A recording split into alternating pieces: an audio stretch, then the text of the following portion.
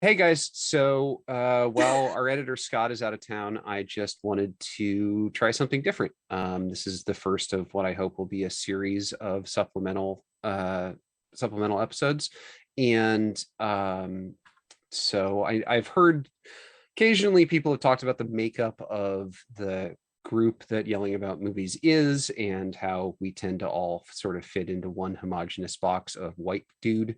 So I found a lady. Uh, Where? I don't know. She was here a minute ago, but Oh, this is my friend Roz. Roz is I'm something new. Roz is a Twitch streamer and I guess allegedly a YouTuber since you put things on YouTube. So So um, very rarely, but yes.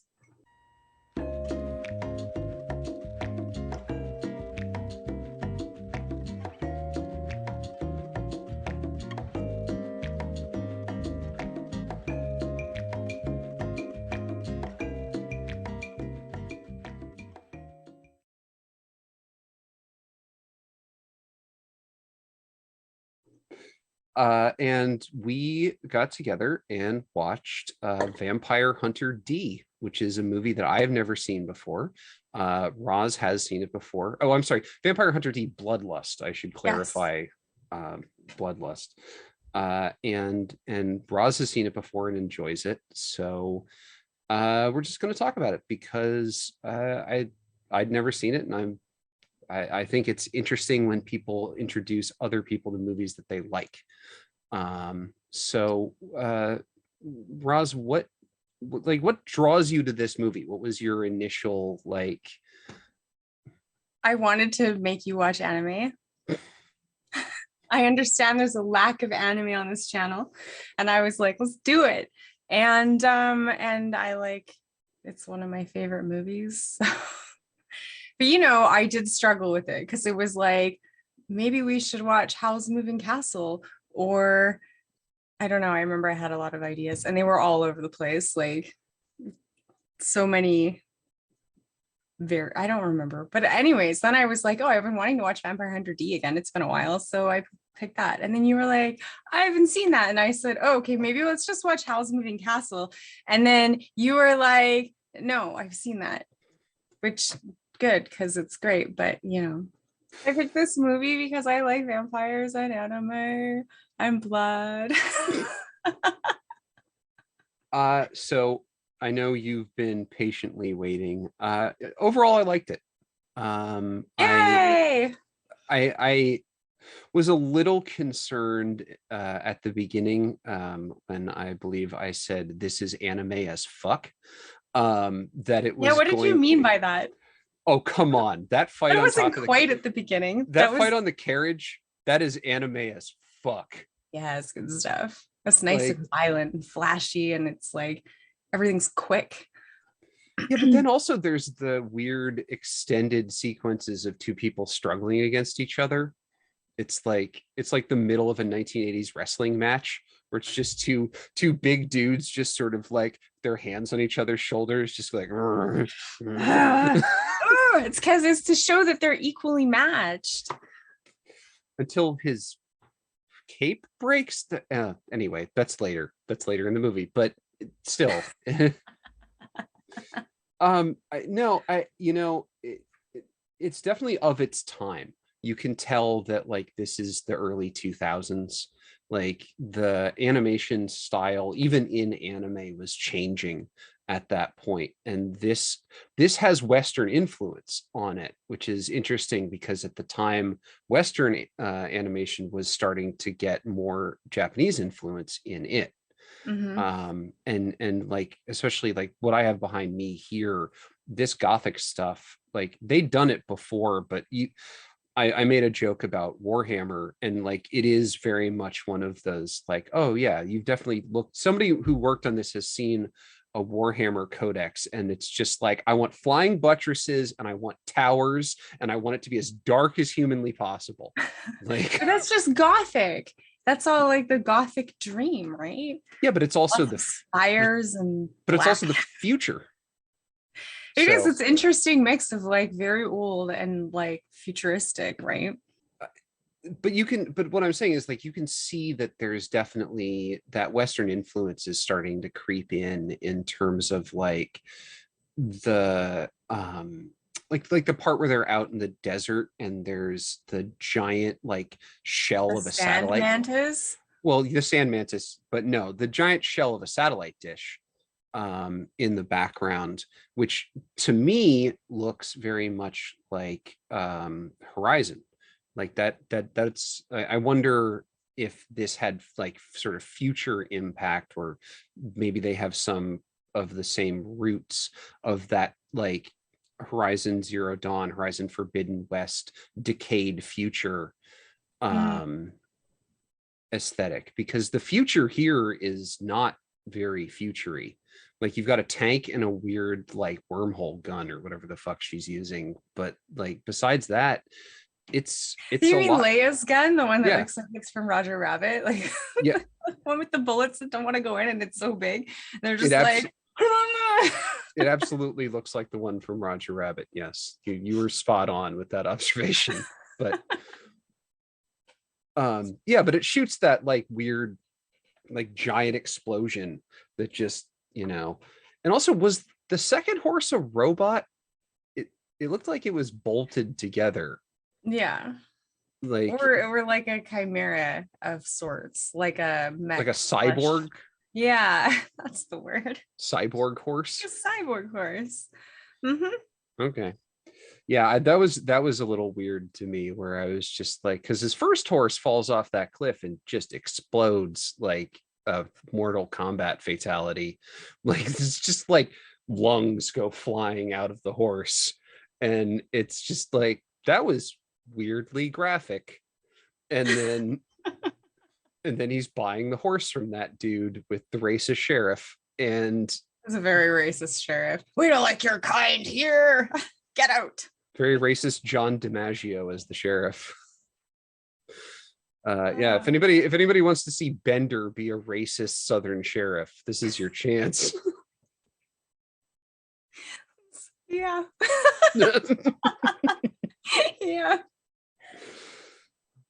um, So what were the West? So I'm not like a movie analytic person. I'm more just like, I liked it. I'm entertained. Best movie ever. So what do you mean Western influences? Like aside from what, because so some of the things I noticed about the art style is like the heavily detailed backgrounds. Even when they don't need to be, they're quite detailed. They all look like they're really pretty watercolor paintings. The highlights and the shadowing, like it's all very well done. And there's a lot of detail in the characters and their yeah, I clothing, mean, their what we faces. would call it around here is money on the screen. You can see how much money they spent on like background artists and stuff like that. Like Yeah. they were Well, like, what? I was like, well, then no, it's not a good example. You have a good example behind you. But then again, that's arguably not a good example because that's like the featured castle, right? So Well, but still, I mean, all of this is hand animated, so like they had to draw every one of these. Like you didn't need to put this much detail into it, except for the fact that you wanted this much detail in it. You were like, I have a budget of X amount of money, and I'm going to spend, this percentage of it on the actual the matte paintings. Essentially, that's what they mhm, are. um and but because it's animated, again, every one of these frames 24 times a second someone had to draw, you mhm. know and yeah, no, that's it. Like it has an overall commitment to quality that I really enjoy, especially if you're like me and one of your early exposures to anime is like Dragon Ball Z. And like as Green Dragon blob is a tree. but when as Dragon Ball Z goes on, especially like as it gets later and later, it's like the backgrounds are just white blurs, and Mhm. like Well, everybody that's gets just how kind of fast they're going. chibi when they're fighting because it's easier to animate, you know. This never felt like that at all. Like this Yeah. absolutely felt loved. It felt like every second of it was loved. Like kind of like watching uh the Nightmare Before Christmas. You know, you think about how anything that moves at any point in Nightmare is somebody had to go and touch it. You know, they had to go and physically interact with it. Then in this, anything that's on screen was drawn for, you know, 1/24th of a second every second it's on screen. And that's, yeah, the it's funny because oh, I should mention we watched the English dub of it, because Roz prefers dubbed movies, and that's fine. Everyone's allowed to have their opinions. I'm gonna get all the judgments. Yeah, especially Judge me. Especially on this channel. But the English voice acting was kind of bad. Like that was one of the things. It was like, oh, you can tell that when they localized it to English, they were like, here's $14, go get like 2 people who are decent at voice acting, and then whoever you find in the parking lot. Like, you think so? Yeah, and a lot of dubbed stuff from this era suffers from that, you know. Like that was that. No, go ahead. Sorry, I thought this was far better acted than most things from this time, like from the time. Oh, the people weren't just like reading off a script. They weren't just like, oh, Charlotte, I love you so much. He was like, Charlotte, I love you. Right? Like they actually worked to put emotions into it. The villains, or were they villains? I don't know, the ones who were hired to protect Mir, they were not like Wolf Boy and stuff. They were not Wolfie Man. Stomach mouth. He's like, oh, and his wolf comes out. He's like, oh my god. And then immediately gets cut in half. Like, yeah, it's beautiful. Everybody got cut in half. Everybody gets cut in half. This is a real cut in half movie. Just like straight down the middle. And then eventually, Meyer gets cut in half and then comes back together. Like he's a strong vampire. He's thousands of years old. He's powerful. And goes to space. I was not expecting space in this movie. And then all of a sudden it's just like, oh yeah, we're going to the Dark City, which is apparently in space. I say the Dark City. Was it Night City? Was that what he called City. it? Night City. Oh, so Dark City's a different thing. Instead of going to the Alex Proyas movie, Dark City, he went to the fucking city from Cyberpunk 2077. Got it. Like Keanu Reeves. Welcome to Night City. Right. Exactly. That's what I'm talking about. Now I have to put a Keanu Reeves clip in here. Yeah. Well, it just a Johnny Silverhand. It wouldn't be a video with you if there wasn't a Keanu Reeves reference, even though he has absolutely nothing to do with this movie. But that's what I'm saying is like they spent money on the primary voice actors, and John DiMaggio, I guess, was pretty well known at this point. He'd been on Futurama for a couple of years, but like, really, I don't remember when this came out. 2000. Just 2000. I think it's 2000. Yeah. Oh, okay. But yeah, so like John DiMaggio was pretty well known. So yeah, like, 2000. But they got him for like 10 seconds. So, you know, that wasn't that much money. But no, everybody who isn't a main character in this is very much like phoning it in or doesn't know what they're doing. Broccoli was Benji. Which one is that? I'm looking at it. He's the one with the big ears. Is he the one who was in the dark, crawling around in the dark?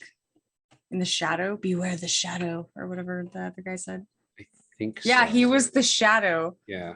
The one in the shadow. So all he really had to do was like just all his incidentals. Yeah, just good yelling. Just we brought here, look, you're gonna need this water and this spray because we brought you in to yell a bunch. So just die real good. And he was like, well, I don't have Star Trek The Next Generation money coming in anymore. So my short time on Voyager is already over. So pony up, let's go. But I what? He did good. Oh, Yeah, the but old man was also John DiMaggio. Okay. that explains that. That was a Also, lot of lines. yeah, that explains that like getting the same person to do a couple of voices if they're a voice guy definitely makes sense. It's like you bring Mhm. Dan Castellaneta in, you're going to get 4 or 5 people out of him. You bring Hank Azaria in, you're going to get 20 or 30 people out of him. But um, I yeah, that was kind of a bummer though. It's like anytime a non-primary character talked, it was like, uh, he could have done better. Like, Learning. yeah, but also, again, talking about money on the screen, right? There's all this money on the screen, and then you get dollar store voice actors for all your secondary characters, and it is kind of a bummer when you're watching the movie. Like if it was that sort of like janky 90s anime style and they had the the cheaper voice actors, to me it would feel a little more coherent, and like I wouldn't mind it as much. Here it's jarring. It's Mhm. one of those, like, it kind of takes you out of the movie where it's like, oh man, D sounds really good, Charlotte sounds really good, and then it's like this guy who's talking over here sounds like he's in a paper bag. Like, I don't know what's the deal. One of the guys, yeah, he sounded like he was a little too far from the microphone and like he was like looking down, reading his script instead of like, having it up and It's like if I take this and I turn it around. yeah. Oh, that's a little too drastic. I can't hear you at all. Right. But still, or It's a little drastic. you're over here. Like, Where are my lines? Here they are. I said you're gonna die. he was supposed to have the microphone in the closet with him, but he had the door closed, so he's yelling through the closet. He's like, the soundproof booth I've made is amazing. There's no metal, nothing's gonna reflect. Yelling about sound recording. Oh man. It's our supplemental show. We're gonna have a supplement to this supplement where it's just all about voice acting. God, I don't even know. I don't know enough to participate. The We're only at my person here limit already. The only person here has been paid for their voice. You don't have to know what you're doing, the inner workings of things to get paid. People just go, here, have this. You sound like a generic Canadian woman. Go right ahead. Oh, fucking rights, bud. Hell yeah. Thank you very much, eh? Howdy doody and all that jazz. So anyways, Calling up a jarring for voicemail you. system and talking to yourself. Yeah. So it was jarring for you apparently, but I only vaguely noticed. It didn't pull me out of being entertained Well, I mean, any but of the times I've watched it. to me, that it's one of those things where like I was enjoying myself. I was fairly immersed in it, and like despite the fact that we were talking shit in chat while it was going on, I was still fairly immersed in the movie. Good. But I definitely had the couple of moments of just being like, um this is weird, this is drawing me out. um Yogurt was pretty that's one of those very close to being well acted. that's one of those, you need to have a character like that in every anime. Like it's one of those, there's always one of those guys. Like over the top crazy. Yeah. And it starts to feel a little rote by the time they're done. It's just like, okay, yeah, you did the like jumping up and down and clapping thing already, and now you're doing it again, and you're on a unicycle. He sure was. If you ever wanted to see yogurt on a unicycle, it's the movie for you. She's not talking about yogurt, the food, by the way. She's making reference to Spaceballs. Mhm. He's there for merchandising. Merchandising. There you go. Spaceballs, the flamethrower.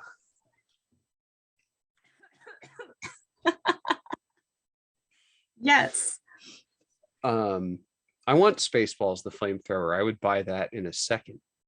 I know you would. Just like I'm pretty sure if you could, you'd buy Meyer's cape.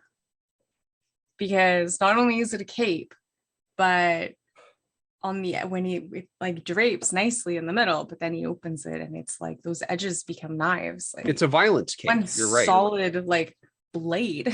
It's a violence cape. Yeah. Right up your alley. But I like capes and I like violence. So yeah, let's think of all the murdering you could do and in the dark. Like, and no, it wasn't me, officer. Look, do I have anything sharp on me? No, just my cape. You know, it's funny because another streamer we know posted on Twitter today that would you rather be abducted by aliens or bit by a vampire?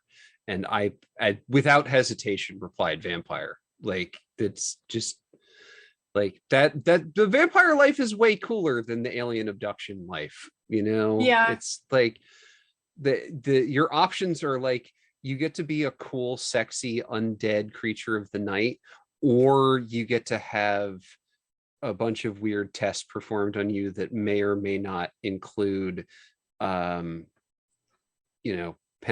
of places that you may not want to be penetrated.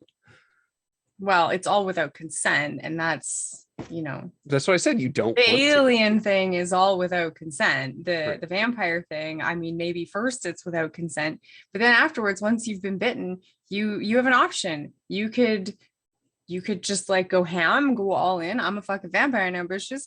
Or you could go police girl, Officer Saris from Helsing, and you can definitely just refuse to drink blood. Well, like in Vampire the Masquerade, there's you can always have a way to get away without feeding on people. You can feed on rats, but you don't get as much from drinking the rats. You can drink from blood bags that you can find or buy around the world, and it's that system is obviously based on a lot of morality, but and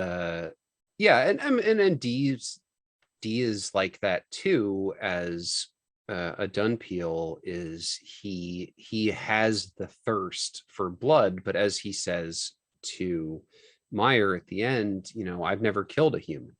Like he's resisting that part of the vampirism. I didn't go and look at when this series was originally created, but it's interesting how many parallels there are with Blade. Like it very much is sort of like a Japanese version of Blade. Trying to fight that half of your nature through the whole thing. Like, are you more human or are you more vampire? And like you can see him in the struggle when he sees the vision of his mom, and like his fangs get longer and they get blood stains on them and stuff like that, and his eyes turn red. Like that's the vampire side of him coming out, which, and then in Blade, obviously you have the part where he partially feeds on what's her name, Nala, and then just goes fucking Rambo on the rest of the vampires in that compound. Like it's, which one was that? The first one, the original Blade. When they throw him in the pit and then he comes out and he kills all of near the end. Yeah. And he says some motherfuckers always want to ice skate uphill, which is one of my favorite lines of all time. And Wesley Snipes can say a line like that with 100% straight faced and you believe it. You're just like, damn right, Wesley. Some motherfuckers do always want to ice skate uphill. But yeah,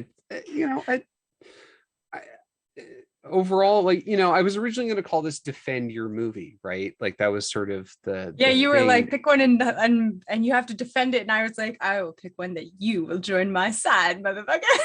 No, yeah, your defense of this movie Got him. was picking a good movie. What can I say? So it means if we ever do this again, like this will never happen again. You'll be like, no. I'll be like, but Inuyasha though. And you'll be like, no. I don't look, I'm up to do this again. But the next one I get to pick. That's I think. No horror, okay? I wrote an entire blog on yellingaboutmovies.com if anyone wants to go there, about why I don't like horror movies. Is this a horror movie? Do you like it? This has horror I think elements. it's classified as horror, but I like it. I don't think it's scary. It's not. I would say this falls more into the sort of like action thriller genre. Like it doesn't have, except for like the exploding horse, it doesn't have a lot of gore in it. There's a few like blood splat things, but it's quite minimal, especially given how often people are cut in half. Right, a lot of it happens off screen too. Yeah, that was one of the interesting things, especially at the beginning, is like almost all of the violence wasn't shown. You would see some level of consequence for the violence, but you wouldn't see the actual sword cut, and a lot of that stuff carries through a bunch of the movie, and that was definitely a stylistic choice that they made. But yeah, I just overall, I didn't really have any context for this going into it. Obviously, I've never seen the original movie. I haven't seen this. I feel like I might be missing some context. Like they just start throwing out some terms like Dunpeel, and it's like I'm supposed to know what that is. Like, yeah, they kind of like slowly reveal it. Kind of eventually the movie, like right at the end of the movie, you're like, oh, right. You're like 65%, 70% of the way through the movie, and you're like, oh, that means he's a half vampire, half human. Which I had clocked very early on in the film because, obviously, look at him. Like, I mean, like as soon as you see him, it's like, wait, that's a vampire, and then you're like, oh, that's a human. No, he's got to be a mix. Also, somehow we made it this far into this conversation, and we haven't touched on the fact that his left hand talks to him. Oh yeah, he's got got a dude living in his left hand. Cheeky parasite. Oh, sorry, you can't see the C word on YouTube. Side note, my halo is visible today. Not why I chose this, but I did notice. This is like one of my favorite stills from. It's like when, I don't know, it's not really that important. It's when it's not really that important per se, but there's like the Charlotte gets kidnapped and her dad we see her hire D, but then this is like right when we find out he's also hired a group of vampire hunters who have just cleared this whole village of everyone in the village has been turned to a vampire, and then they meet D. But this is how they meet him, like at a big distance, and they're just like, done peel, that's fine, we're gonna get that bounty, it's our money. Are you talking about the Marcus brothers and their sister Dot? Yeah. Yeah. And what's his name? Marcus, Luigi Marcus, heroin addict Marcus, blonde lady, Bane. And Bane. Bane. Grove. Grove is heroin brother. Yeah, it's Grove. Grove. It was a very sad story at the end. I was very saddened, but it was nice that there were all these different themes throughout, themes of like everlasting love and hopes of the future and all that stuff. And vampires in space. Yeah, vampires in space. Well, and the button on it too, the switch they pull on you at the end where you think you're at Charlotte's funeral, and then it turns out that it's what's her name's funeral when they promised to Leia. Layla, yeah, they promised to put a flower on each other's graves. Like that's really cool. That was a really cool like storytelling moment, you know. Hmm. Like I was like, oh, this is Charlotte's funeral. This seems sort of mild for how rich her dad is and all of that. And then it's like when you find out it's not her funeral, and it's, you know, however many years in the future. Yes. I have a question. How come you thought it was Charlotte's funeral? Well, because she died. Does she? Yeah. Are Well, you sure? ish. The movie Because is somewhat, well, okay, look, let's put it this way. The the story will be that she died her dad because knows, her dad and brother will learn that she died. Yeah. Dee will return with the ring and give it to the father, and the belief will be in the long run that she died. Yeah. So um the Okay. so you know, you'd figure he's in town anyway, he might go by and swing by the funeral. um you know, they're burying an empty casket or whatever.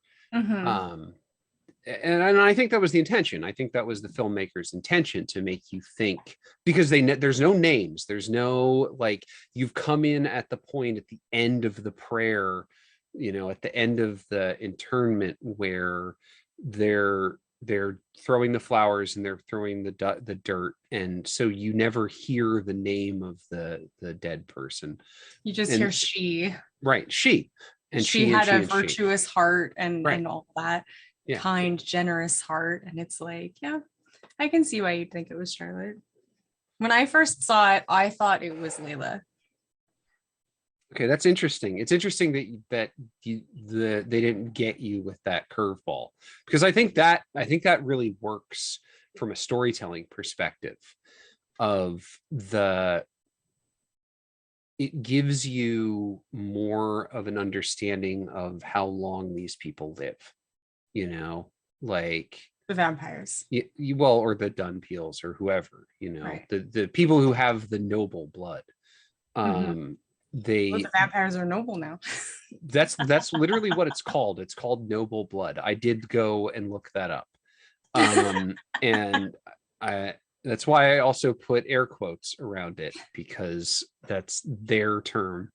And I mean, well, she's got a fucking castle. Like, they are nobility, at least. You know, that's another thing I love Castle about, and a spaceship. yeah, and a spaceship. That's another thing I love about the Blade movies, is the whole like, there's the hierarchy of vampires, and like at the top they're all like captains of industry and stuff like that. And it's like, Mm-hmm. sure, if you've lived for however many hundreds of years, you've obviously mastered the system that you're in, you know. Yeah. Yeah, there's no Like, reason for you to be destitute when you've been alive that freaking long, right, even if it was all pillaging. and you have no morality, because you've you know, subsumed your morality into your desire to continue to live. Mm-hmm. um but that's, yeah, Carmilla is an interesting Carmilla is an interesting character, and I kind of wish she was explored more in this. Like, she kind of just gets to be a boogie monster, but it's like, I We want to get, yeah, know. just a tiny bit of lore just before they get to her castle. Yeah.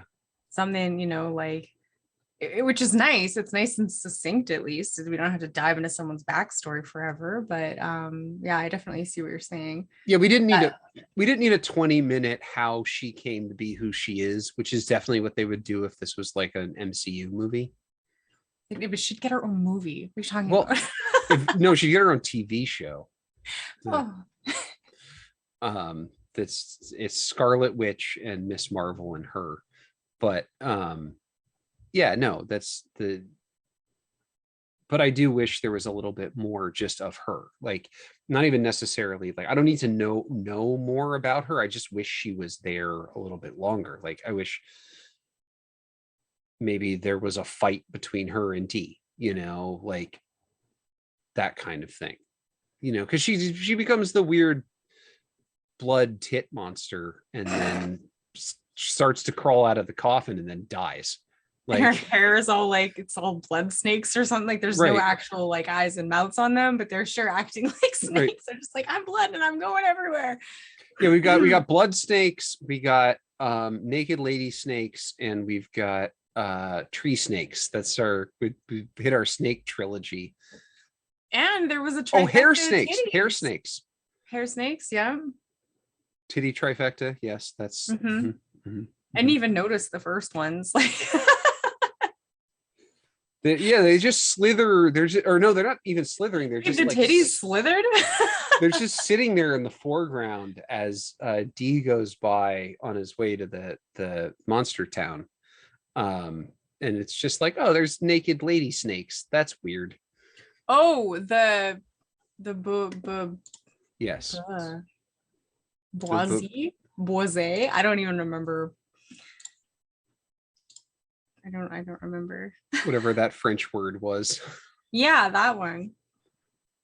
But yeah, they have that they have that like rogues gallery that goes past in the foreground as he's riding by, and there's just two naked lady snakes, and it's just like they're like centaurs. They're like top half of a lady, bottom half of a snake, but also Oh yeah, I do remember this. all fleshy.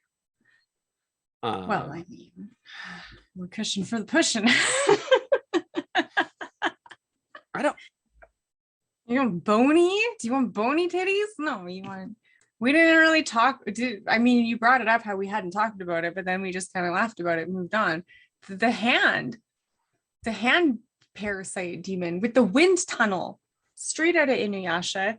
Moroku, the monk with the wind tunnel. He's all like, wind tunnel. Oh no, the poisonous insects. Wind tunnel. You know, I definitely know what you're talking about. I absolutely am 100%. I'm understanding very much everything you're saying. It's very much like the wind tunnel. That's all I'm saying. Did I make myself blurry? Let me get my water bottle. Better. Sorry. No wind tunnels for me. Okay, what about the did you like the resting house? That was pretty neat. But there wasn't much to it. Like there was the big weird cube, there was the eye lasers, and then there's like a garage door opens and they flee. Like it. True. Like I mean, like I remember it, but also like it feels like there was an idea there and they wanted to go deeper in it, and that's probably something they cut for time. Mm-hmm. You know, like nah, we did that would cost $60,000-$70,000 to animate. So what if it's an invisible cube with eye lasers? And yeah, it's a shame it only shows up once and it's only like near the beginning. Yeah, that's the weird thing about this feels like a show. Like it feels like this should be the pilot for a TV show.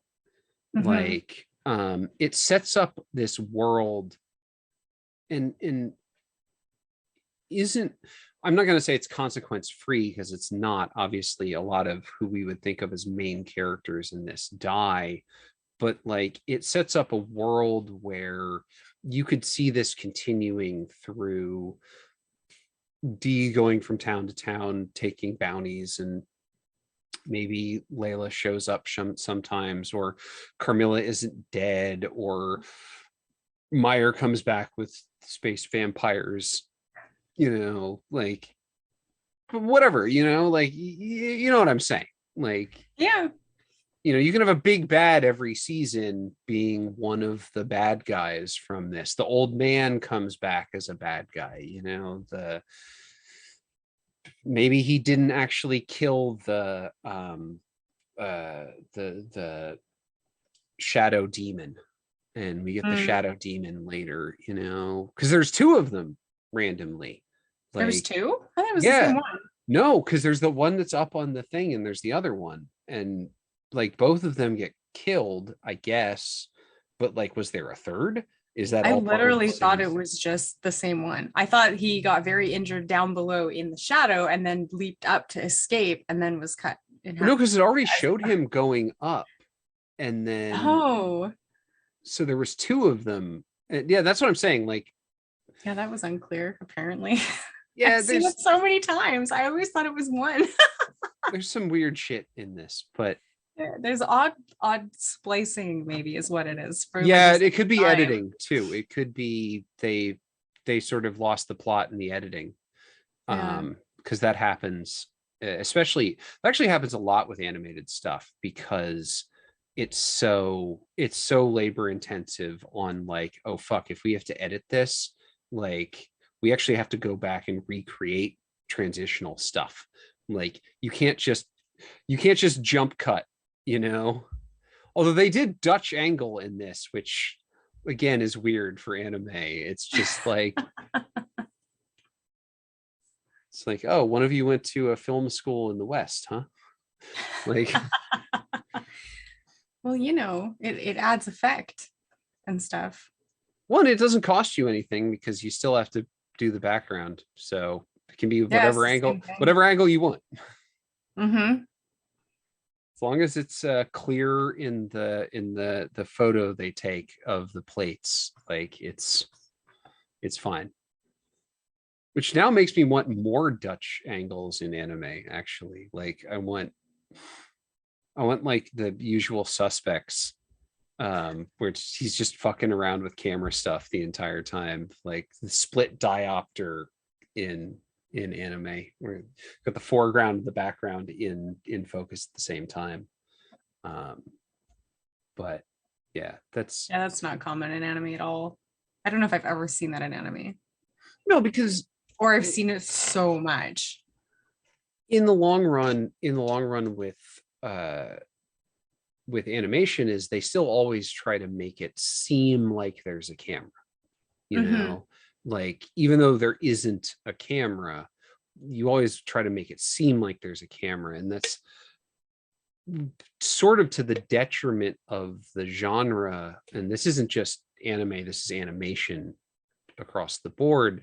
Is there's really cool shit that you can do with a camera that you don't ever see because they try to make it feel like it's, being filmed. And it's like, but that always uses standard film logic. And Yeah. it's like you can do all this cool stuff, like you think about the Death Star exploding and how they didn't have high speed cameras that were fast enough for it. So they shot it from below, and then they had a big spinning mirror, and the big spinning mirror would sort of like draw out the light as it came in, and that's what makes it slower in the final print, is that this mirror makes it seem like there's motion between the it makes it seem like the motion between the stills is slighter, it's less.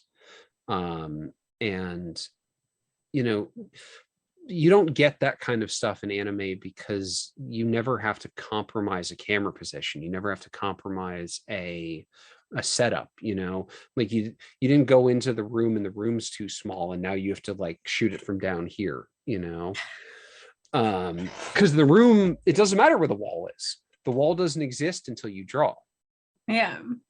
so it's very Mhm. classic, it's always very, that's why I pointed out the Dutch angle, because so much of animation is classic film style, because everybody went to film school and learned how to shoot classic film, and then some of them went into animation and they're using all that same aesthetic logic of just, put it in frame, use your thirds, use your golden ratios, all of that Mhm. stuff, power positions and all that. And it's like, yeah, but a lot of that has to do with people, a lot of it has to do with real human spaces. Um, but and then some of the best anime doesn't, things like Cowboy Bebop. Um, that that is a show that could exist in the real world, but it would be really complicated to shoot some of the shots in it because it is a world that's not being filmed by a camera. It's a world that's being drawn by people who want to show you something cool. You know, like with the first episode ends with the pregnant stomach getting shot open, and it's not that, and it's all of the drugs floating out into space. And it's like, that would be almost impossible to do in the real world, you know, like, you know, the $100 million or whatever that Netflix spent on it. Like, you're not going to get a shot like that because you don't have zero gravity. You can try to do it with CG, but CG is going to be a problem because it's still going to look CG'd, whereas everything looks the same animated. Mm-hmm. You know, you don't have to worry about a CG budget if you're drawing it. No. So, but in something like this, where you know, probably have a bunch of people working for minimum wage in Korea animating it, like, it's, yeah, it's not going to always look the same, but that's okay. You know, Actually, by the way, PS, it was made in Japan and Hong Kong okay, well, and the United States, but you know, that's probably later. at this point in time, Korea was the #1 exporter of hand animation. Like, everybody was just having their cells done in Korea. But Cells, I think you said selves. I was like, I won't judge. I thought it was more like a Thailand thing or something, but whatever. wow. Wow. Okay, we're done. That's it. That's the podcast, everybody. But fine.